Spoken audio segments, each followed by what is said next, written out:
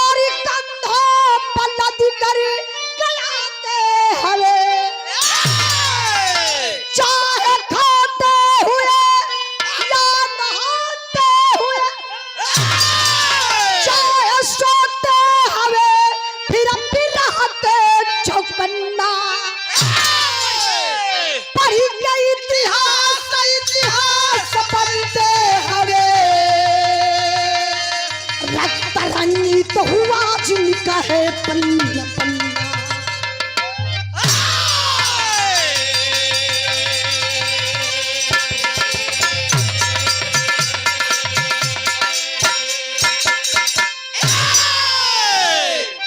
गौर करे बाबू, हमारे हिंदुस्तान के जवान 24 घंटा सर पे कफन बांध करके चलते हैं, तब तो देश की रक्षा करते हैं और हम लोग चैन की नींद लेते हैं। कैसे मास्टर साहब? एक लाइन कव्वाली का टुकड़ा लगल बा, तनी बजा के बा।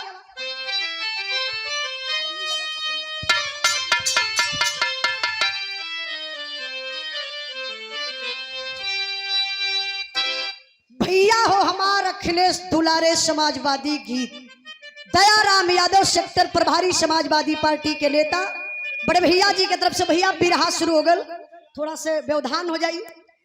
200 रुपए का पुरस्कार देकर सम्मान के लिए बहुत बहुत धन्यवाद। फरमाइश अच्छी कैली लेकिन थोड़ा सा बिरहा आगे बढ़ चुकल बा, बहुत अच्छी। 100 रुपए का पुरस्कार है बीरस के भाव पर राम कुमार पाल, आपके तरफ से 100 रुपए का पुरस्कार। पंडित राकेश चंद बनकट से ना, बनकट के धरती से 100 रुपए का पुरस्कार, बहुत बहुत प्रणाम। आई कव्वाली का टुकड़ा बा, लेकिन 1 मिनट मास्टर साहब इहो जरूरी बा। ये 100 रुपए का पुरस्कार आजमगढ़, अच्छा आदमपुर, शिव शंकर अध्यापक आदमपुर के धरती से 100 रुपए का पुरस्कार आपके चरणों में बहुत बहुत प्रणाम। सुरेंद्र यादव लालू कमाशी नरवा से जिला पंचायत प्रत्याशी वार्ड नंबर 42 से मछली शहर जौनपुर बड़े भैया जी की तरफ से 100 रुपए का पुरस्कार, बहुत बहुत प्रणाम।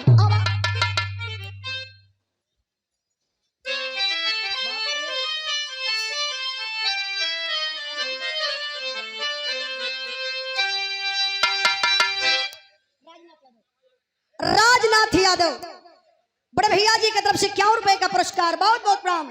तनी भैया फैनवा जल्दी मंगाई, गर्मी से थोड़ा दिक्कत होला।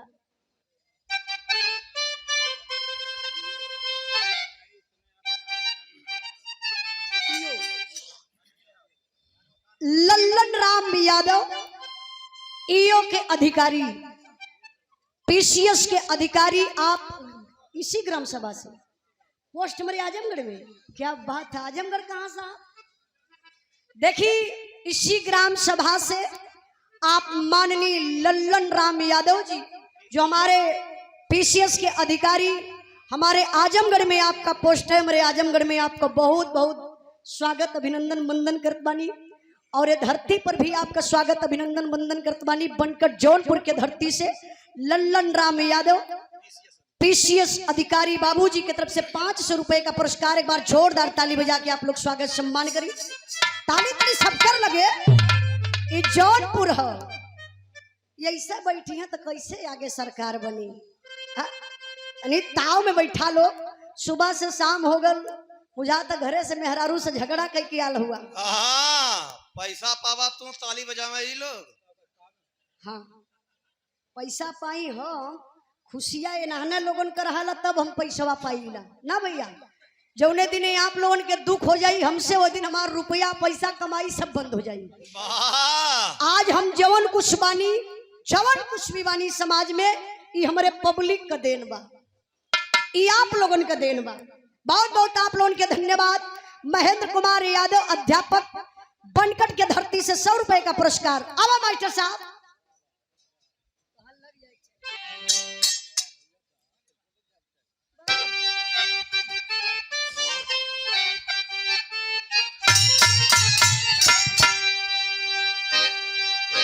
बहे खून मेरा चमन के लिए,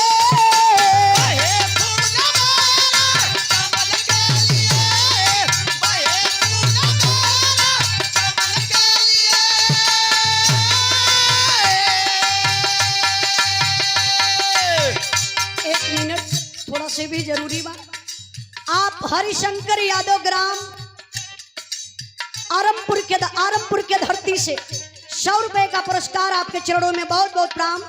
श्रीमती बिमला देवी पत्नी परदेसी अध्यापक समाजवादी पार्टी जिला सचिव जौनपुर गारोपुर निगोह जौनपुर के धरती से 100 रुपए का पुरस्कार। बहुत बहुत प्रणाम भैया।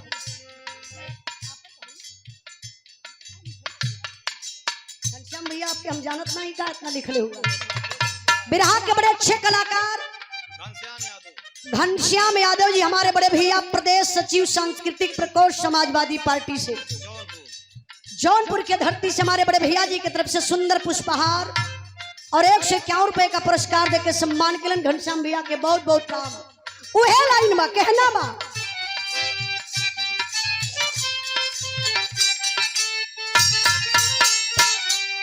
बहे खून मेरा चमन के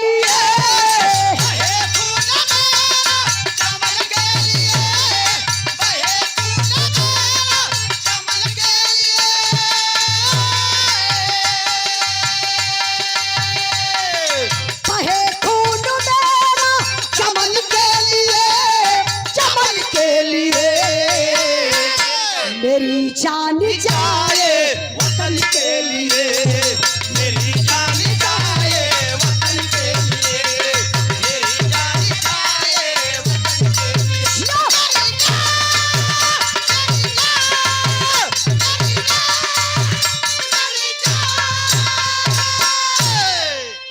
ए भाव पर सम्मान की हमारे बड़े भैया पिंटू ठेकेदार राहुल विश्वकर्मा चरौना स्टेशन से 100 रुपए का पुरस्कार। लालजी यादव नेता बनकट के धरती से 100 रुपए का पुरस्कार है। बीरस के भाव पर बहुत बहुत प्रणाम।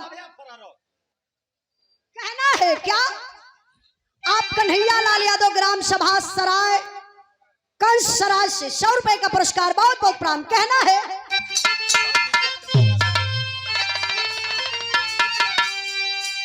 बढ़ा जो कदम है रुकेगा नहीं, बढ़ा जो कदम है रुकेगा नहीं, बढ़ा जो कदम है रुकेगा नहीं,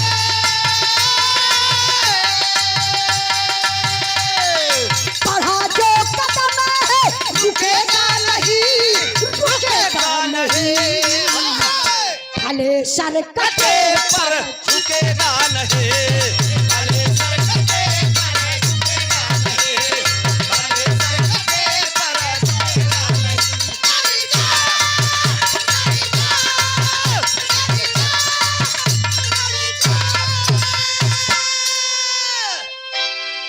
कहानी हमार यही से शुरू हो गई बा।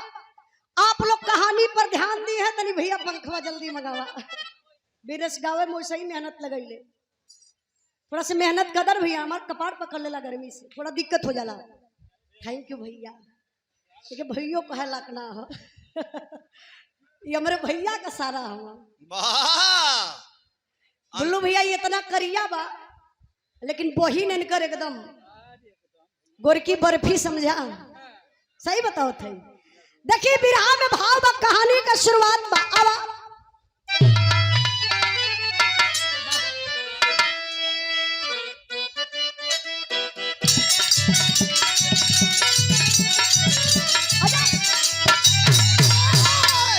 हमारे फौजी दुश्मनों को रोक देते हैं, हमारे फौजी दुश्मनों को रोक देते हैं, भले की आग में अपने को झोंक देते हैं।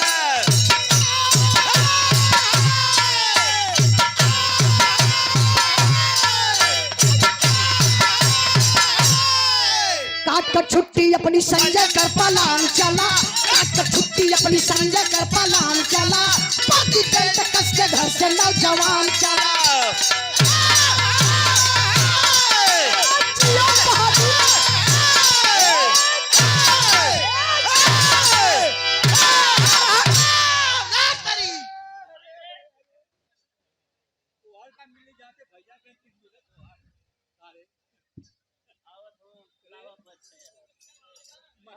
हमरे तो बड़ी डर लगत है, कहाँ जात हो इंद्राज भाई? हाँ इलावा पर सजात हूँ के हो?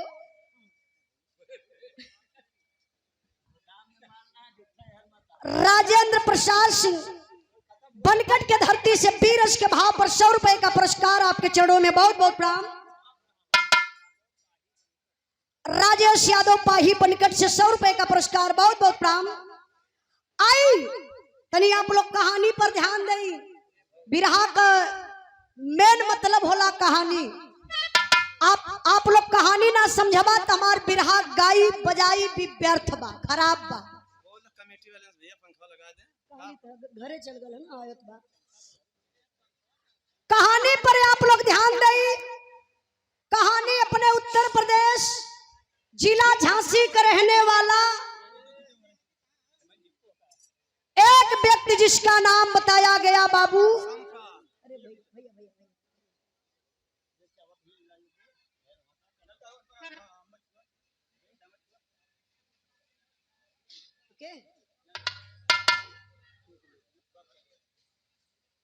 हो गया। पिंटू ठेकेदार राजनाथ सिरौली के धरती से 100 रुपए का पुरस्कार। ठीक है। यादवेंद्र कुमार यादव जिला सचिव समाजवादी पार्टी चमराहा के धरती से सुंदर पुष्पहार और 100 रुपए का पुरस्कार देकर के सम्मान किए। भैया के बहुत बहुत प्रणाम। तनी आप लोग कहानी पर ध्यान दें। झांसी का रहने वाला कभी देखा इंद्राज भाई का कहता, झांसी का रहने वाला संपत जकरे औरत का नाम बतावल गल बाबू रेखा। 3 गो औलाद भगवान देले हुन, अभय मृत्युंजय संजय। अब 2 बेटा का बियाह हो गल बा, अभय और मृत्युंजय का शादी हो गई बा। संजय का चढ़ल जवानी, मन में उमंग बा, फौजी जवान बनूंगा, देश की रक्षा करूंगा। खुली भर्ती निकलल, भर्ती हो गई ने बाबू संजय। ड्यूटी पर गईलन, ड्यूटी से आना जाना लगल बा। अब तिलकहरुन का दुआरे फेरा लगे लगल। झटके में एक गीता नाम के लड़की से, सॉरी आरती नाम के लड़की से शादी तय हो गई बाबू। और जब शादी संजय का हो गई, सालों भर ना बीतल, भगवान एक ठे औलाद दे दहलन। एक बेटा पैदा भइल बा। फौजी जवान घरे आइल हो, तब तक देखी साहब को बुलावा आयल, ड्यूटी पर जाए का तैयारी करत हो। अब जवान चलत कैसे बात, तर्ज बदल गई मास्टर साहब।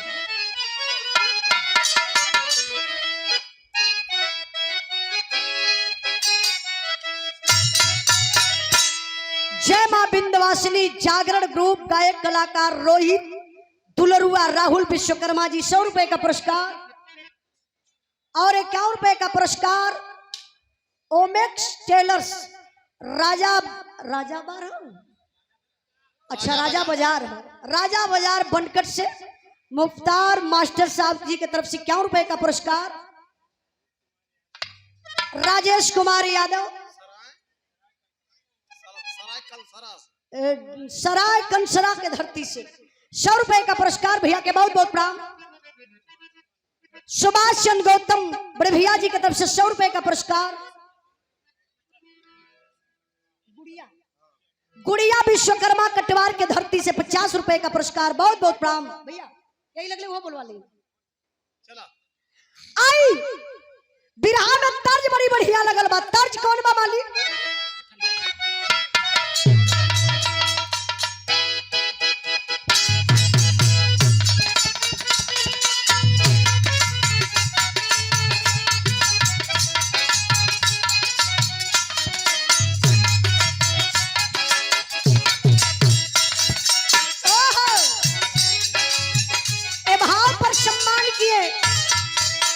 धर्मराज यादव बिरहा कमेटी अध्यक्ष खड़गपुर सूर्यावा के धरती से भदोही से आप बाबूजी की तरफ से 200 रुपए का पुरस्कार। आपके चरणों में बहुत बहुत प्रणाम, आशीर्वाद बनल रहे।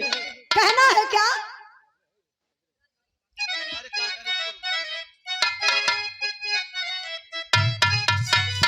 आप दया शंकर पप्पू यादव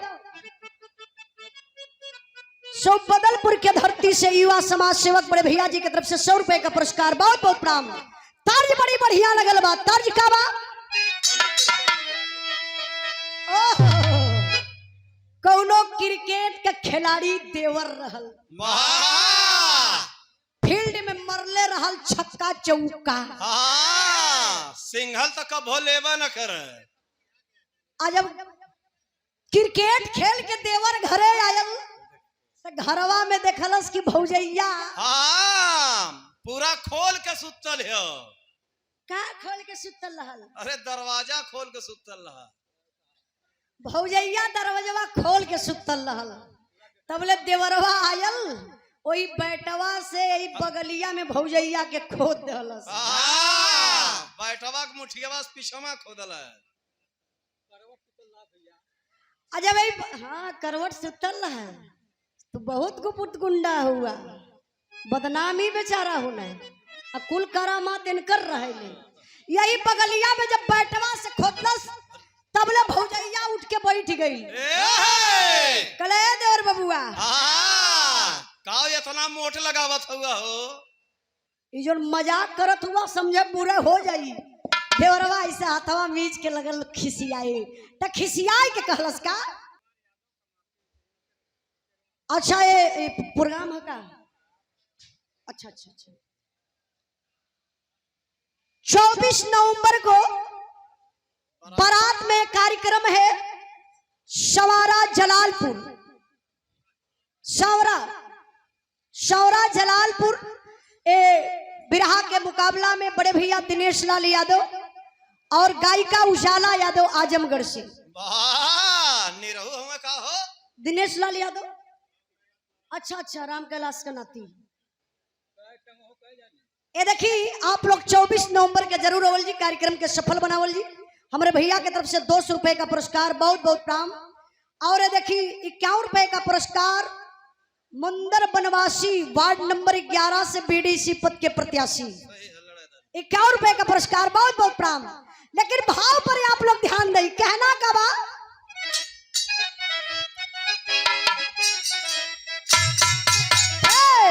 चलती हला फौजी लाई में छोड़ के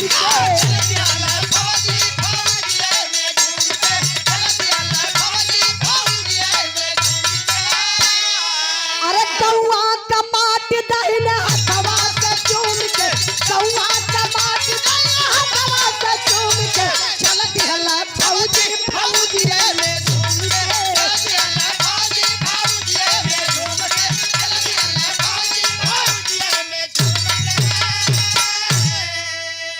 गड़िया के गेट पर से गौआ की वरिया खेत खरी खरिहान निरख पेड़ बासवरिया।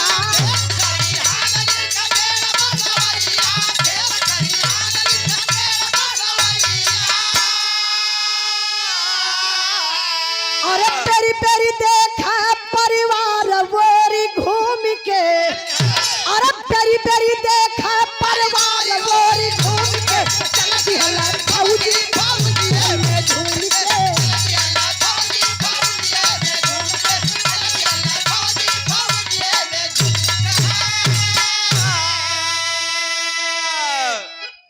ए बिरहा के भाव पर सम्मान के जोखू बाबा गिरी कहां से बसरवा के धरती से 51 रुपए का पुरस्कार, बहुत बहुत प्रणाम। तनी आई बिरहा पर ध्यान दई। फौजी जवान संजय अपने ड्यूटी पर चले जाते हैं बाबू। ड्यूटी कहां लगल बा? जहां हिंदुस्तान पाकिस्तान का बॉर्डर बा, सिंधु नदी के किनारे। सिंधु नदी जो हिंदुस्तान पाकिस्तान का बंटवारा करती है। फौजी जवान का ड्यूटी लगल तब होत का बाद तर्ज बदल गई मास्टर साहब, झटके नवा।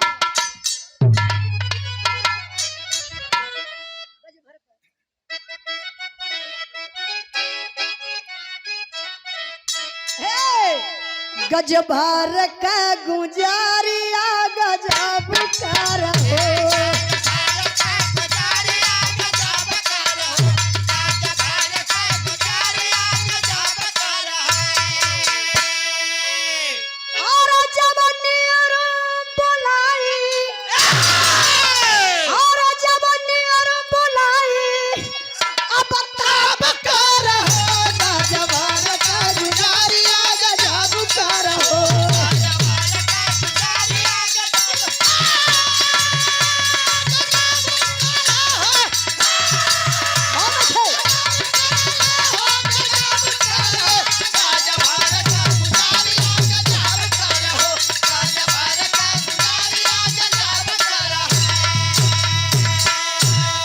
तोहरे बाप के बपौती हिंदुस्तान नाई खे।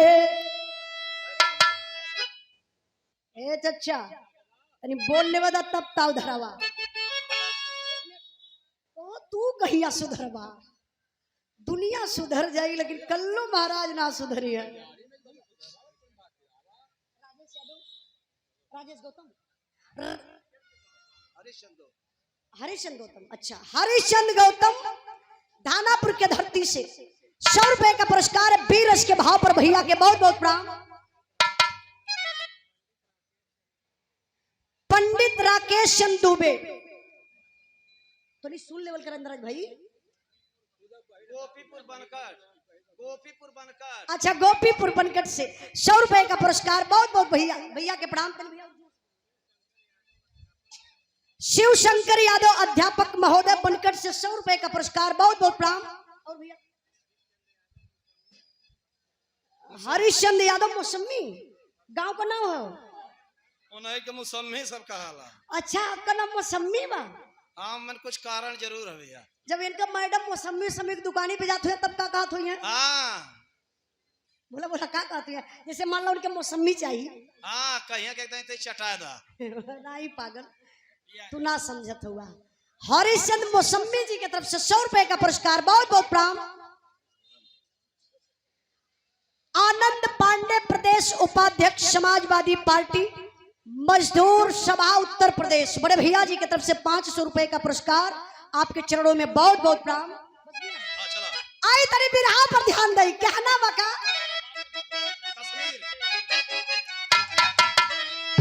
तोहरे बाप के बपौती का समीर नाई खे।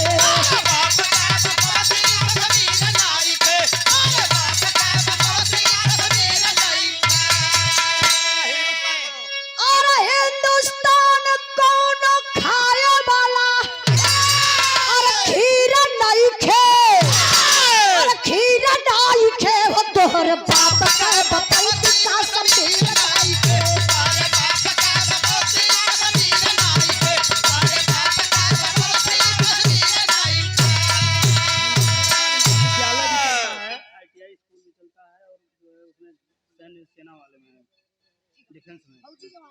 नहीं नहीं नहीं इंजीनियर है।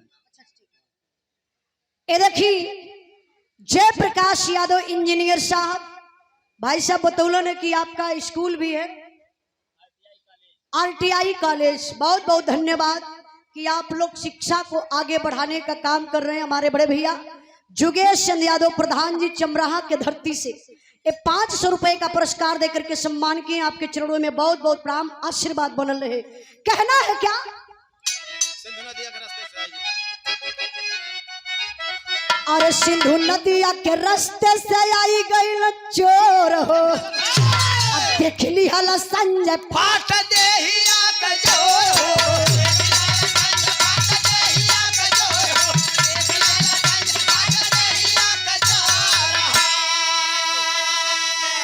संजय अध्यापक भैया, संजय अध्यापक।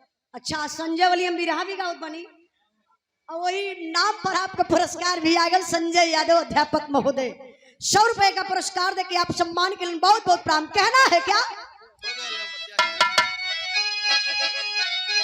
और सिंधु नदिया के रास्ते से आई गई चोर हो, देख ली हला संजय फाट देहिया का चोर हो।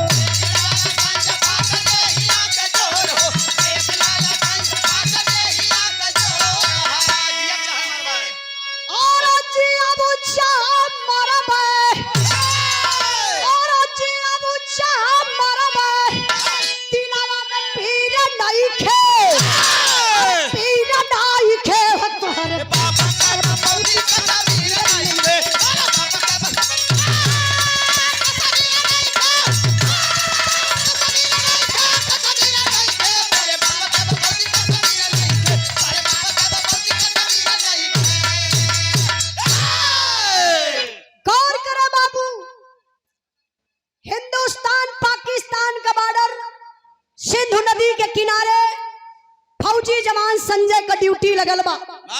तब तक गजब हो गल। गजब का भल मालिक देख रहे हैं।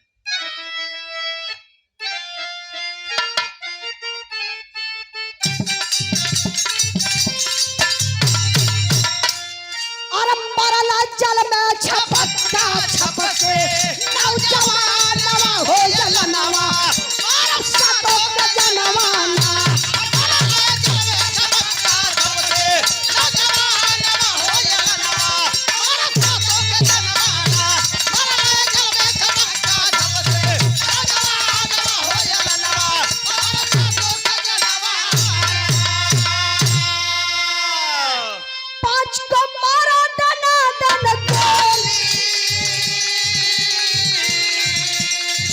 बंद भाई लबा बोली डुबकी मारी के जब उतिराला कोलिया मारा या तंकी साला गोलियां कंधे में लागल झुकला नवा हो जला नवा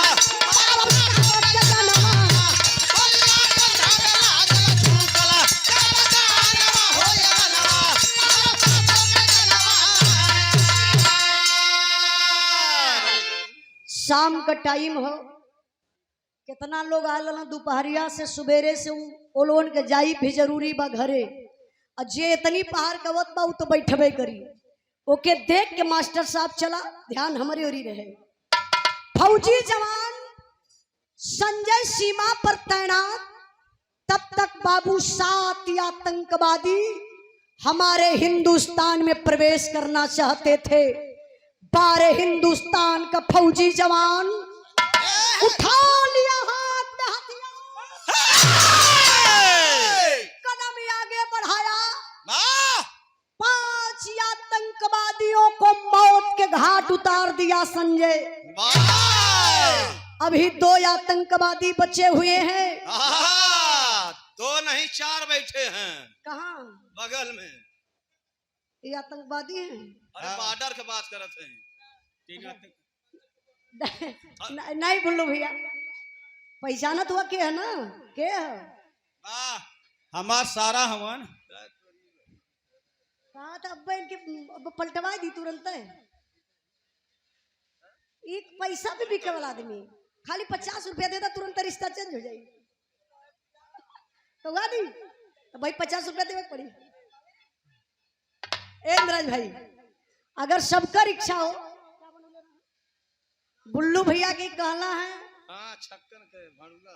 ए गुरुदेव, आप कहीं पीछे बैठे यार, ये बैठे जा पिछवा आप हैं तो अच्छा ना लगता गुरुजी, बगलिया में ही तनी अमानो का जोश बढ़त बा। हाँ अब बुढ़ौती अगर पीछे में कोशिश है करत हूँ। Please stand up. हाँ खड़े हो जाओ साले। हम तो के पैसा देवाई बुल्लू भैया से, बुल्लू भैया पैसा देवा, पैसा दा तुरंत रिश्ता बदलवाई, ओकरे बाद आगे बिढ़ा बढ़ा दी, तो और फायदा करा दी, नहीं तो रतिया भर तोरे नींद ना आई, सपना देखत रहबा। देख पैसा दे तो भैया दाम दाम 50 रुपया। ला भैया। पंचम गौतम मालापुर, गुरुजी मालापुर।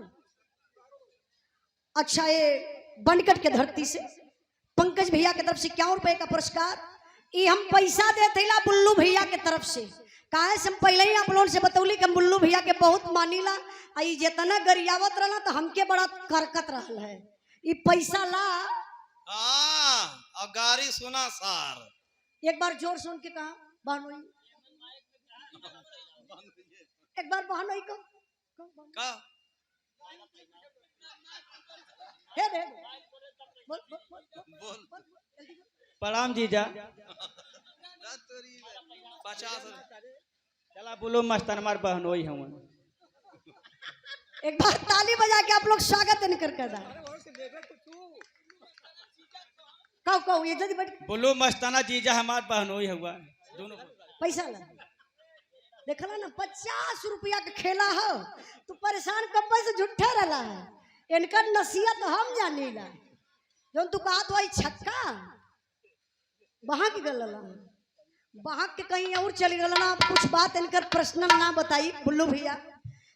100 रुपए का पुरस्कार सुजीत यादव, आपके तरफ से 100 रुपए का पुरस्कार, बहुत बहुत प्रणाम। और बिरहा के भाव पर शिव चर्चा धारक करण बिंद बनकट के धरती से भैया की तरफ से 51 रुपए का पुरस्कार, बहुत बहुत प्रणाम। आई तरी बिरहा पर ध्यान दई। 5 आतंकवादियों को मारकर संजय मौत के घाट उतार दिया। 2 गो आतंकवादी बचल हुआ बाबू। कहां से कैसे दुश्मनों की सनसनाती हुई गोली आई और संजय के कंधे में लग जाती है। वे झुक जाते हैं, फिर भी उनका जुर्म निरंतर जारी है। उनके 10-10 फौजियों पर हमारे हिंद का एक फौजी भारी है। हिंद का फौजी संजय का यता पता कुछ ना पाए हैं। सिंधु नदी में कई जगह जाल डाल छनवाए हैं। शहीद घोषित हुआ जवान, बिन डेट बॉडी का दाह हुआ। 10 लाख रुपया मिला, आरती का जीवन तबाह हुआ। चौथ मौत में बदल गई, चौथ मौत में बदल गई। अब सपने सारे सपने हैं। आरती के ससुर संपत बोले, जो सबसे ज्यादा अपने हैं। जरा बिरहा पर विचार करें बाबू। फौजी जवान संजय को कंधे में गोली लगती है। जवान अपने आप को बहुत संभालना चाहा, लेकिन शरीर का बैलेंस बिगड़ गया। फौजी जवान नदी में गिरा और डूब गया। कई दिन लगातार हिंदुस्तान के फौजी जवान जगह जगह जाल डलवा करके बाबू खोजते रह गए, लेकिन संजय का अता पता नहीं चला। सरकार हार मान करके शहीद घोषित कर देती है कि संजय शहीद हो गया। जरा विचार करें, बेटा शहीद हो गए, पति शहीद हो गए, ना बॉडी मिलल ना कोनो पहचान बा। सिर्फ नाम लेकर के परिवार के लोग अंतिम संस्कार कर दहलन। काम क्रिया बीत गई। अब सरकार द्वारा 10 लाख रुपए का एक चेक मिलता है। और चेक मिला किसके नाम? जो संजय की पत्नी आरती है, वो आरती के नाम चेक मिला। अब यही तो बाबू गड़बड़ हो गया। जो 10 लाख रुपया का चेक मिला, परिवार में जहर का बीज बोवाई गई। हाय हाय हाय हाय। परिवार में अब इना लौकात बा कि हमार बेटा शहीद हो गल, हमार भाई शहीद हो गल। सबके नजर में खाली 10 लाख रुपया लौकात बा। रुपया कैसे लिहल जाई? एक दिन का बात बा, आरती का ससुर संपत बाबू बड़े प्रेम से अपने बहू आरती के बुलावत हुआ। अच्छा, बुलावत कैसे हुआ, बुलाए के करत का हुआ, तनी आप लोग विचार करिए। 1 मिनट। गुरुजी नमो बता दी। पप्पू गुप्ता बनकट से 100 रुपए का पुरस्कार है बिरहा के भाव पर। संतोष यादव ननकू बनकट के धरती से 100 रुपए का पुरस्कार, बहुत बहुत प्रणाम।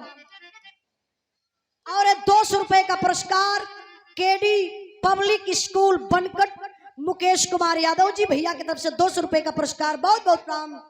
आई बिरहा में तर्ज बड़ी बढ़िया लगल बा। विजय बहादुर यादव ड्राइवर रोड के राजा होते हैं, भैया के बहुत बहुत प्रणाम। 100 रुपए का पुरस्कार। कहना है,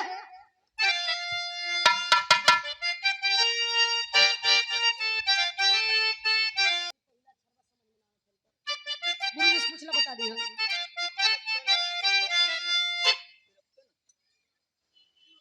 शिव रतन। हाँ वाह गुरुजी। शिव रतन भूषण उर्फ छोटू भाई, त्रिरतन। अच्छा, त्रिरतन भूषण उर्फ छोटू भाई प्रधान पद के प्रत्याशी गांधीनगर से, बनकट गांधीनगर से। माता रानी विजय का ताज आपके सर पे लहरावे, भैया के बहुत बहुत प्रणाम। और दिवाकर सरोज ठेकेदार नदुला के धरती से 200 रुपए का पुरस्कार, बहुत बहुत प्रणाम। तनी बिरहा पर ध्यान नहीं। एक दिन का बात बा, आरती का ससुर संपत अपने बहू के कोठरी में बोलावल हलन। आ कोठरिया में बोलाए के अंदर से सिटकिनी बंद कैलन। सिटकिनी बंद कई के कैलन का मास्टर साहब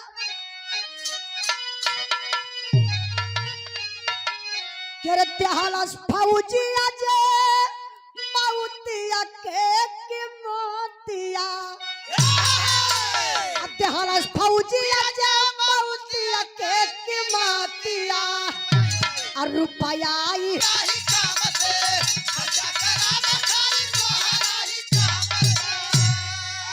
आपस में कैली है झगड़ावा बेटी हो।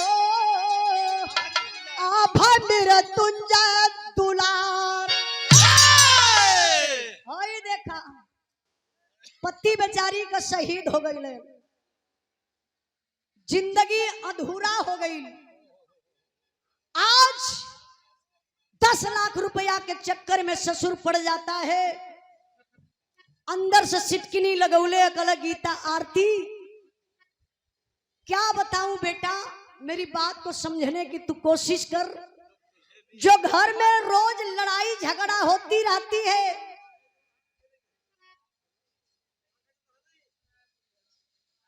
जो घर में लड़ाई झगड़ा होता रहता है, इस झगड़ा का मेन कारण तुम हो। हाय हाय हाय। आरती कहली बाबूजी झगड़ा का कारण मैं, आखिर कैसे? कहला बेटा, जो शहीदी रास जो 10 लाख रुपया मिला है, वो झगड़ा का जड़ है। देखो, तुम्हें भी दर्द है, मुझे भी दर्द है, क्योंकि तुम्हारा बेटा था, सॉरी तुम्हारा पति था संजय, हमारा बेटा था। बुढ़ाई का सहारा टूट गया। बेटा एक काम करो, 10 लाख रुपया हमारे नाम ट्रांसफर कर दो। मैं वादा करता हूं, जब भी 1 रुपया खर्च करूंगा तो तुम्हारे ही नाम से, तुम्हारे ही काम से। अरे बाप रे बप्पा, अब तो बेचारी विधवा आरती टूट गई। हथवा जोड़ के अपने ससुर से कहली, क्या कहली मास्टर साहब?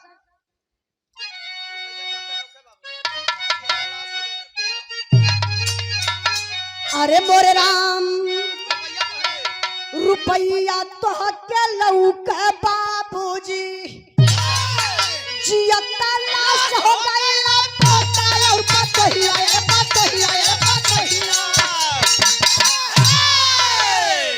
रुपया तो के लौके बाबूजी जियते लाश हो गई न पोता और पतोहिया।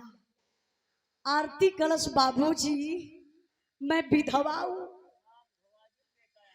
जवनिये में मांग धोवाई गई, हमार लाल अनाथ हो गयल, हम एक जिंदा लाश बन के जियत बनी, तो के पैसा लौकात बा। अरे इतनी बतिया सुनलस बाबू, तुरंत आरती का ससुर दरवाजा खोल के आय के दुआरे वही खटिया पे बैठल, ऐसे पसीना फेंकत, पसीनावा पोंछत हो, अपने बुढ़िया से कहला से बूढ़ा तनी एक लोटा पानी लेके आवा। तो जब बुढ़िया पनिया लेके आई तो देखत या कि बुढ़ऊ कांपत हव और शरीरिया से पसीना निकलत हो। बुढ़िया देखलस तो एकदम घबराई गई, लगत बा बुढ़ऊ के हाथ उभर गल। का बुढ़िया, बुढ़ऊ कैसन तू कांपत हुआ, पसीना छोड़त हुआ, का बात बा? का बताई रे, दिमाग बड़ा खराब बा। अरे अरतिया के लेके गईली घरवा में, वो 10 लाख रुपया का बात कैली कि हमारे नामे कह दे, और देवे के तैयार है ना भई। इहे बड़ा हमके दर्द बा। अब भैया पतोह का शिकायत 100% में 90% ऐसा सास होबे करेली जो हेतना सागर बहू के अपने शिकायत पा जाए तो हेतनी बड़ी बना दी है। अब एक बुढ़िया का मजा हो गई, बुढ़िया जाए के बुढ़ऊ का कपड़ा परा लगल सोहरावे और लगल नखरा बनाई के रोवे, का रामाऊ हो रामाऊ, अल्लाह लाऊ के खैला हो रामाऊ, तोहाऊ के जल्दी खाई हो रामाऊ। बुढ़वा कले बुढ़िया सुन सुन, इतनी उम्र बीत गई तो खाइन पहली का खाई रे। देख तेरा किस्म का मुंह मत बनाओ, करे अरतिया हमहन के खाई रे।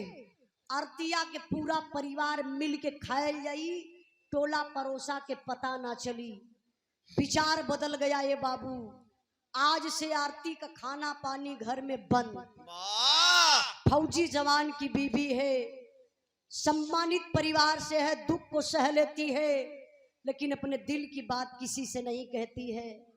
अचानक उसका बेटा, आरती का बेटा बीमार हो गया। परिवार में कोई नहीं सुनता है, लेकर के हॉस्पिटल जाती है, दवा इलाज करवाती है बाबू, बच्चा को आराम मिलता है। डॉक्टर साहब बोले आपका बच्चा स्वस्थ हो गया है, ठीक हो गया है, दवा का खर्च जो है वो देना पड़ेगा तुझको। अब बेचारी आरती कहाँ पाई पैसा रुपया, बेचारी विधवा बा, अब वही तो चेक मिलल बा, बेचारी लाचार हो गई। हॉस्पिटल से निकलल बा, आप लोग जैसन आम इंसान से उधार रुपया लेके 30,000 जुटा ली, लेके चलत बा आरती हॉस्पिटल अपने बच्चा के निकाले बदे। ए भैया सारा लोकेशन ही पपियवा आरती का ससुर अपने मुट्ठी में रखले रहल, संपतवा के पता चल गल। आज हमार बहू हॉस्पिटल से पोता के लेके आई, 1 लाख रुपया में 4 गो बदमाश तय कैलस। अभी चारों बदमाश आरती के मारे बदे बाबू ढूंढत हुए। वही दिन का बात बा, जौने दिन 30,000 रुपया लेके आरती हॉस्पिटल जात बा बच्चा के निकाले बदे, वही नहर के पुलिया पर चारों बदमाश इंतजार करत हुआ आरती के। आरती जात रहल बाबू, तबले बदमाश सब पहचान गईले। आरती का ये हथवा पकड़ के पीछे कई के, एक बदमाश मुहवा बंद कई के अरहर के खेत रहा, वही खेतवा में ले जाए के पपियवा से मारे लगलन। जब मारत हुआ तो आरती रोवे लगल। दिल से सुनेंगे तो कलेजा फट जाएगा बाबू। इसी भाव पर श्री सुरेंद्र यादव लालू भैया, जिला पंचायत सदस्य के प्रत्याशी, ग्राम कमासीन नरवा मछली सार जौनपुर से 100 रुपए का पुरस्कार। और क्षेत्र पंचायत सदस्य पद के प्रत्याशी हमारे बड़े भैया राम कुमार पाल, कौन, बनकट के धरती से 100 रुपए का पुरस्कार। और डॉक्टर विजय सम्राट अभिया वाले के भैया, अभिया वाले बड़े भैया जी की तरफ से 100 रुपए का पुरस्कार। बहुत बहुत प्रणाम। भजन पाल के टोला, अच्छा का छोटा, भजन पाल का छोटा से 51 रुपए का पुरस्कार। बहुत बहुत भैया के प्रणाम, आशीर्वाद बनल रहे। अब वो पपियवा आरती के मार डॉक्टर के देवे खातिर, चेकअप करावे खातिर, चेकअप करावे खातिर, लवदानी रुपया उधारा शेनुराता उजरल भैया, कोखिया उजारा जानी, कोखिया उजारा जानी, अखरे रुपया परिवार के। ध्यान देई बाबू, बेचारी आरती लाचार बा, चारों बदमाश मारत हुए, चिल्ला चिल्ला के बेचारी रोवत बा, कौन बचाएगा। लेकिन बार दुनिया के मालिक, बताया जाता है मारने वाले से बचाने वाले की बाह लंबी हुआ करती है बाबू। उसी रास्ते से फौजी जवान जा रहा था जो छुट्टी पर घर आया था। आवाज कान तक पहुंची, कोई अबला है, लाचार है, जिसे सहारा की जरूरत है। इधर उधर देखा फौजी जवान, जब निहुर के अरहर के खेत में देखले भैया, एक औरत पर 4 पपियवा लपटल हुआ मारे बदे। बारे फौजी जवान कंधे पर बैग था, निकाल कर फेंक दिया। दौड़ गया फौजी जवान अरहर के खेत में। चारों पपियवा जो मारत रहलन 4 दिशा में हो गई। फौजी जवान डरायल ना जाय के एक मिला का एक कालर पकड़ लहलस। अब पकड़ के उठाई के पटकलस, कलस साला एक अबला को तू 4 लोग मिल करके मार रहे हो, अगर किसी की मदद नहीं कर सकते, किसी को बचा नहीं सकते हो, मारने का अधिकार कौन दिया? जल्दी बताओ तुम लोग क्यों मार रहे थे? कलस साहब मारल मत जा, हम सही सही बता देव साहब। ही जोन देखल जात बा आरती इनकर पति संजय शहीद। तब तक फौजी जवान का दिमाग टनकल, संजय शहीद, अरे वही संजय क्या जो मेरे साथ ड्यूटी कर रहा था? इस संजय की पत्नी सिर्फ सोच रहा है, बात को ओपन नहीं किया फौजी जवान। बोला मैं एक पूछ रहा हूं कि तुम लोग क्यों मार रहे हो? तो बतौलत साहब हम लोग के लिए मारत रही, इनकर ससुर संपत हमहन के 1 लाख रुपया दी है, जब इनकर जान मार डालल जाई तब। काहे से इनके 10 लाख रुपया शहीदी रास मिलल बा, इनकर ससुर वही 10 लाख के चक्कर में पड़ल हुआ। इतनी बात फौजी जवान सुनलस, सोच गल फौजी जवान अगर मैं यहाँ बचा करके आरती को घर भेज देता हूँ तो 10 लाख रुपया के चक्कर में एक ना एक दिन आरती का ससुर मर्डर जरूर करवा देगा। बोला चारों बदमाशों से, तुम लोग मेरे भाई हो, मैं भी मर्डर करता हूँ, इस औरत का मर्डर तो मैं करूंगा। अब मार कर ऐसी जगह फेंकूंगा कि पेपर पत्रिका नहीं बोलेगा। तुम लोग जा करके 1 लाख रुपया संपत्ति से ले लेना। चारों ये भैया वहां से निकल गए। धीरे धीरे 2-3 दिन बीतल, पेपर रोज पढ़त हुआ, टीवी देखत हुआ, कद तो कुछ ना पता चलल। चारों विचार कैले कि लगत बहु लेके गए, मार के फेंक दलस। कहते रहल कि ऐसनी जगह फेंकब पेपर पत्रिका ना बोली। चारों कहाँ चलन? संपत के घरे 1 लाख रुपया लेवे बदे। संपत दुआरे बैठल हुआ, जैसे बुझात बा कि कई गाय के इनके हत्या लग गई हो। तब ले पहुंचल चारों बदमाश होई लमवे से कहला का कक्का का तो गला दबाए के अरतिया के मार के मान फेंक डाली। तो देखा बुढ़वा का दिमाग खत्म, कहला शांत, ऐसे इशारा कैल कैले पीछे से। जब पीछे से चारों बदमाश घरे में अलन तो जाय के संपतवा हाथ धोई के मुंह धोई के एकदम फ्रेश माइंड में हो गए। कलस काम खत्म। चारों कला हाँ जल्दी 1 लाख रुपया दा अमन निकली। तो देखा संपतवा का कहा था बुढ़िया से जाए के बूढ़ा। बुढ़िया कल का बुढ़ऊ कैले हुआ हमरे बात समझ में ना आवत। कहा अरतिया खत्म। बुढ़िया का देखा कहे जय हो भगवान कैसो रानी गईली दुनिया छोड़ के। अच्छा देखा 1 लाख रुपया निकाल के और पपिनिया जो सास बा संजय का मतारी 1 लाख रुपया चारों बदमाशन के दहलस। चारों बदमाश लेके 9 2 11। वाह जरा आप लोग विचार करा कहीं बुढ़िया के जो बिटिया के साथे अगर यह कांड हो। 1 घंटा में 8 दिन बेहोश हो। 8 दिन वो महीनन हॉस्पिटल में रह गई होती। लेकिन आज की कुछ सास ऐसा है जो अपने बहू के नफरत के नजर से देख ली। अब यहाँ का बात आप लोग छोड़ी तनी से आप लोग दिमकवा ले। फौजी जवान इंद्राज भाई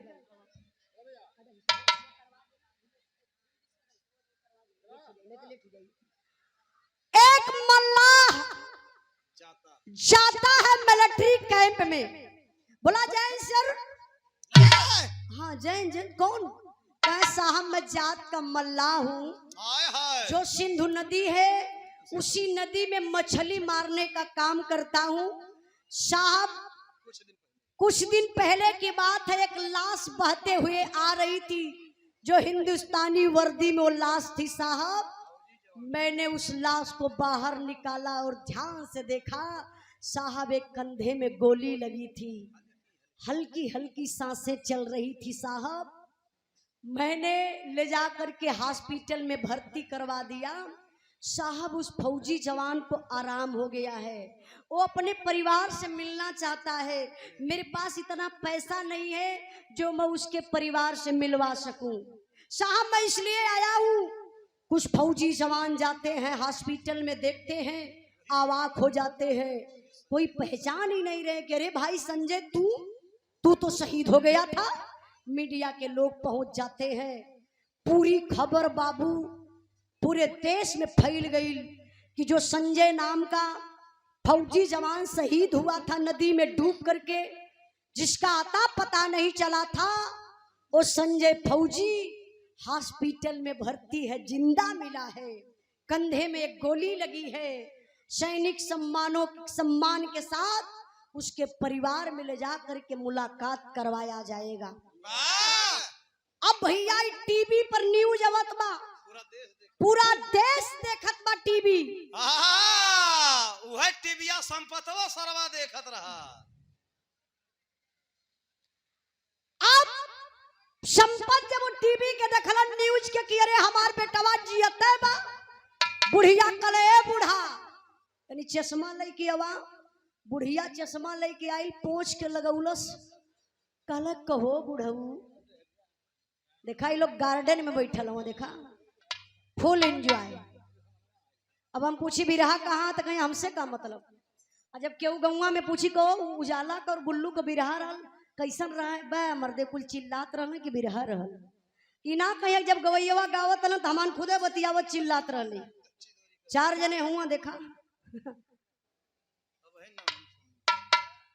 वही नु ना मनी है उमर बतिया ना समझत हो, हम दूसरे भाषा में बोलते ही ला। इंजीनियर साहब वो सब इंडिया के ना हम भैया नहीं लगत तो है कि या तो वो इंडिया से बाहर कोई है, नहीं तो हमारे भाषा में कुछ दिक्कत हुई। राजा बाबू टेंट हाउस चमराहा के धरती से बड़े भैया लालजी यादव अध्यापक महोदय, यहाँ पर व्यवस्था हो बहुत बढ़िया व्यवस्था। 100 रुपए का पुरस्कार देके सम्मान के भैया के बहुत बहुत प्रणाम, आशीर्वाद का चाह रही। आई बिरहा पर आप लोग ध्यान दें। अब वो भी दिन आ गया, सैनिक सम्मान के साथ संजय के लोग लेके संजय के परिवार में आ गईलन। बड़ी भीड़ जुटल बा, सब लोग संजय के देखे बदे आल बा कि आज तक ई सुनल गल कि जे शहीद हो गल लाला उ कभो जिंदा ना मिलल ना, उ जिंदा कभो अपने घरे आयल। चल के एक बार देखल जाई बतिया सही बा कि झूठ। ऐसे ही मंच लगल बा, मीडिया के लोग पहुंचल होवे, सवाल पर सवाल मीडिया वाले करत हो। भाई संजय तू बताओ ना कैसा लग रहा है, क्या फील हो रहा है, आपका परिवार मिला, समाज मिला, आप जीवित मिले, आपको फील क्या, और अपनी फीलिंग बताइए। बेचारा संजय भिड़िया में यहर वहार ऐसे खाली निहारे, माई बा बाबू हमें गांव पूरा का चाचा दादा सब लौका था, नात रिश्तेदार भी दिखाई देत हो, लेकिन एक जने ना दिखाई देत बटे बाबू। हाय हाय हाय हाय। संजय अपने पत्नी को खोज रहा है, मेरी आरती कहाँ है, केहू बुझत ना बा। तब बोले भैया बुढ़िया संजय का मतारी समझ गई, तब बोले दौड़ के गई, संजय के भर अकबारी पकड़लस। दिखाई है तिरिया चरित्र हो, अकबरिया पकड़ के ये बरबरवा सुहरावे लगल, कर लाल अरे हम बुझत हई हो ललऊ, यखिया जेके तोहर खोजत बा ओकर यखिया लाल तोहके खोजलस ना, तेरे हिये त बितौलस हो हीरा, 10 लाख रुपया पौलस का, दूसरे मर्दे के लेके फरार हो गई। संजय के का पता कि हमार माई मंथरा का रोल अदा करत है। संजय तो समझला कि हमार माई सही बोलत बा। संजय कहला माई ऐसा नारी को हमरे जिंदगी में कौनो जरूरत ना बा। तब तक तो बाबू गजब हो गयल, ऐसा ही भीड़ जुटल बा। वही भीड़िए में से एक ऐसा आवाज आई जवन पूरे माहौल के एकदम बदल के रख दहलस। अब वो आवाज केकर कैसन रहल मास्टर साहब?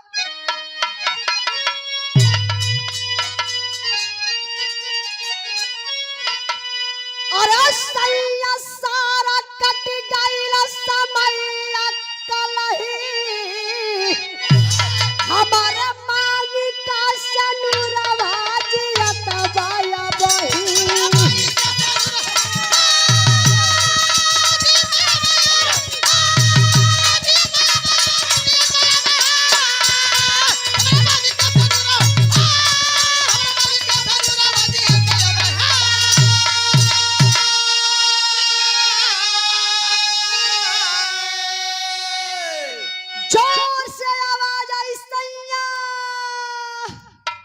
सैया सैया पूरी भीड़ में खलबली मच गई। कौन औरत है जो सैया सैया कह के चिल्ला रही है? तब तक आरती, वह आरती सैया सैया कह के आई, संजय के पैरवा पर गिर गई। तब ने संजय खींच के मरलस एक तमाचा। बोले तेरे जैसे नारी का मेरे जिंदगी में कोई आवश्यकता नहीं है, मैं देश का सेवा कर सकता हूँ, तू मेरे परिवार का सेवा नहीं कर पाई, मैं शहीद हो गया और तुम दूसरे के साथ में चली गई, ये कहाँ का न्याय है? तब बोले फिर खिंचलस फौजी जवान तमाचा। तब बोले भीड़ में से एक आवाज आई, संजय तुझे झंडे तिरंगे की कसम, तुझे धरती माँ की कसम, अगर आरती को एक तमाचा छुआ तो मुझे पहचान रहा है मैं कौन हूं? तब बोले संजय जहां बैठल वहां सबके छोड़ छाड़ के भीड़ में दौड़लन, जाय के अखबारी मिले लगल। अरे भाई देवेंद्र तू तो मेरे साथ ड्यूटी कर रहा था ना, शायद जिस समय तू सुना होगा ना कि मैं शहीद हो गया, मैं पानी में डूबा फिर निकल नहीं पाया, तुझे भी बहुत दुख हुआ होगा। देवेंद्र कहला भाई उधर की बात तू छोड़, तू आरती को मार रहा है ना, आरती मेरे धर्म की बहन है, आरती को मैं ले गया था, सुरक्षित अपने घर पर बहन बना करके रखा था। सुन भाई मेरी बात को, तुम्हारे पिताजी कहाँ जरा बुलाइए तो। संपत्त बात समझ गई ले कि गड़बड़ तो बहुत बड़ा बा, कहना अब तो भेदवे खुल जाए चाहला, वो संपत्त डिब्बा में पानी उठौल और लैट्रिन का बहाना कई के पतिल की गली दबा लल। फिर फौजी जवान देवेंद्र कहे कि भाई बुलाइए अपने पिताजी को, तब हम कुछ बताते हैं, उसके बाद फिर आरती को तू मारना और गाली देना। अब भैया संपत लगल खो जाए, संपत का पता ही ना चला था। तब तक बुढ़िया का कैलस नखरा बना के धड़ाम से गिरल, फिर की रमऊ हो रमऊ, सॉरी कहा ललऊ हो ललऊ, डैनिया फिर आ गई हो ललऊ। एक बार तो खैले रहल, फिर तो के खाई हो ललऊ। ये तो धड़ाम से गिरल, बहाना कह के 4 लोगों के बेना डोलावत हो कि बेहोश हो गई। तब बोले भैया 4 गो लड़का खोजत खोजत पहुंचल वही रहरी के किनारे ओरी। संपत का करत रहलन, वह अरहरी का पेड़ पकड़ के 275 वाली मार के फीट ये खरीद के दहले रहले। चारों लड़का देख लेना, कहला देख रे भैया कक्का तो हे दे बैठल वहां, जाय कहला ए कक्का चला घरा चेक बटा था लेला। सुद्दलपुर से राजा शर्मा सुद्दलपुर के धरती से 100 रुपए का पुरस्कार भैया के बहुत बहुत प्रणाम। आप सिपाही लाल यादव पूर्व प्रधान दीनापुर के धरती से 100 रुपए का पुरस्कार बहुत बहुत प्रणाम। ए बाबू जब संपत अइलन सारा भेद खुल गल। फौजी जवान संजय जान गए कि हमार माता पिता पैसा के चक्कर में आई कि हमारे पत्नी के मारे बदे 1 लाख रुपया में 4 गो बदमाश खोजले रहलन, जौन अरहर में ले जाए कि हमारे पत्नी के मारत रहलन। भाई देवेंद्र ने बचाया। अगर ये छुट्टी पर घर नहीं आया होता तो शायद मेरी पत्नी उसी दिन खत्म हो जाती और मैं आ जाता तो मेरे परिवार के लोग यही कहते किसी पराया पुरुष के साथ में चली गई। संजय को चोट लगी, अपने बीबी और बच्चा को लिया बाबू संजय ड्यूटी पर जाने लगा। पूरी पब्लिक ऐसे जुटल बा, माई बाबू के बतिये नावत बा, अपने गलती के एहसास करत हवा, हथवा मीज मीज के रोवत हवा। तब ले उलट के बाबू बहू आरती देखलस अपने सास ससुर का चेहरा, बड़ी ऊंची बात कहलस भैया। कहलस का हवा करजदार अम्मा बाबू के एहसान के, हम के छोड़ा सैया हम तो जन्म हरियाण के।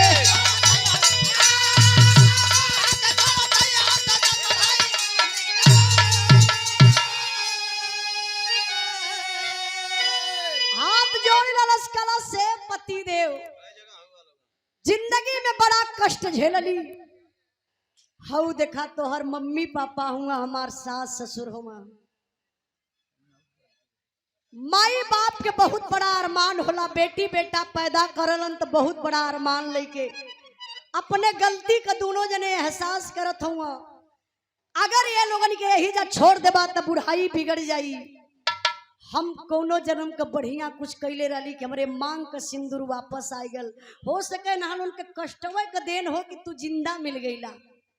पति देव मम्मी पापा के लेके साथे में चली, अपने सास ससुर के भी बाबू आरती साथ में लेकर के जाती है। संजय लेके गईलन जहां ड्यूटी करत रहलन, अपने माता पिता और अपने बीवी बच्चा को लेकर के चले जाते हैं।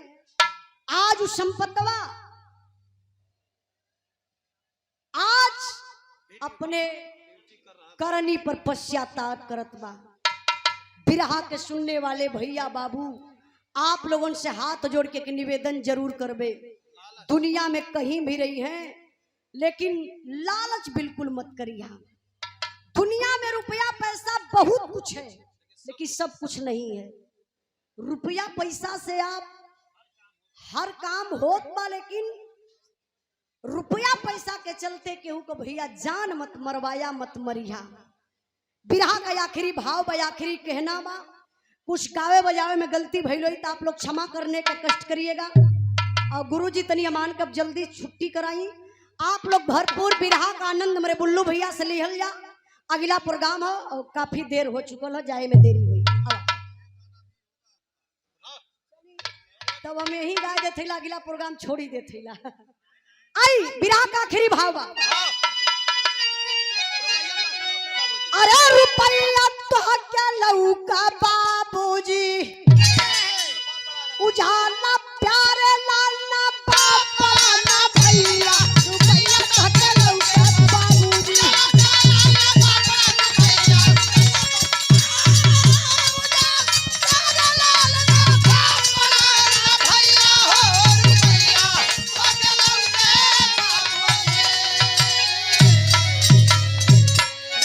बहुत बहुत धन्यवाद।